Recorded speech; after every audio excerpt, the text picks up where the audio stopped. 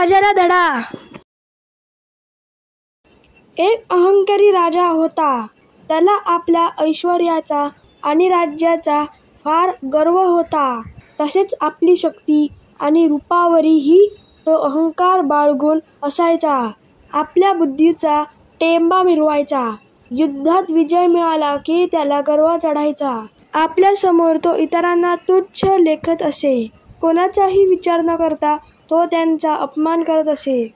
दुसऱ्याला कमी लेखण्याचा त्याचा प्रयत्न असायचा. या कारणांमुळे लोक त्याच्यावर नाराज असायचे. त्याच राज्यात एका विद्वान पंडिताने त्याला वठणीवर आणण्याचे ठरविले. एके दिवशी ते पंडितजी राजाच्या दरबारात गेले आणि राजाला प्रणाम केला. राजाने उद्धटपणे नमस्कार सुद्धा केला नाही. उलट त्याने पंडितजींना गर्वाने विचारले, बोला पंडित महाराज, तुम्हाला काय मदत पाहिजे? काय मागायचे असेल ते मागून घ्या. दान पाहिजे असेल तर दान घ्या किंवा धन पाहिजे, सोने, नाणे, जमीन, धान्य, जे काही पाहिजे ते माझ्याकडून मागून घ्या. पंडितजीने राजाकडे एकवार पाहिले व ते मोठमोठ्याने हसू लागले. राजाला व दरबारातील लोकांना पंडितजींच्या हसण्याचे कारण काही कळेना.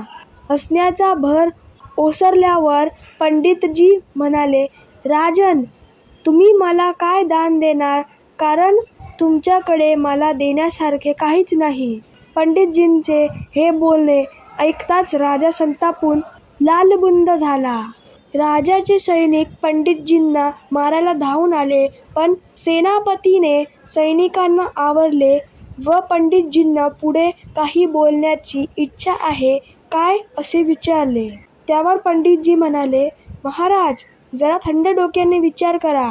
तुमचा जन्मच मुळी तुमच्या इच्छेने झाला नाही. मग रूप, सौंदर्य आणि पराक्रम हे गुण तुम्हाला कुठून मिळाले असते? आई वडिलांनी तुम्हाला जन्म दिला म्हणून तुम्ही जन्माला आलात. तुमचे धान्य भांडार हे धरतीमातेचे देणे आहे. तिने पिकवून तिच्या लेकरांसाठी अन्न पुरविले म्हणून तुम्ही ते सांभाळत आहात. आणि खजिन्याचे म्हणाल, धन हे करातून आलेले म्हणजेच प्रजेचे देणे आहे. राज्य हे तुम्हाला वाडवडिलांकडून मिळालेले वरदान आहे. राहता राहिले शरीरातील प्राण, पण तेही तुमचे नाहीत, ते सुद्धा ईश्वरची कृपा आहे. हे सगळेच जर तुम्हाला दुसऱ्याने दिले आहे तर तुम्ही मला काय म्हणून देणार आणि दिलेल्या गोष्टीचा काय म्हणून गर्व बाळगणार? एवढे बोलून पंडितजींनी राजदरबार सोडला व राजाने त्या दिवसापासून गर्व पण सोडून दिला. तात्पर्य, जे आपले नाही त्यावर गर्व बाळगू नये.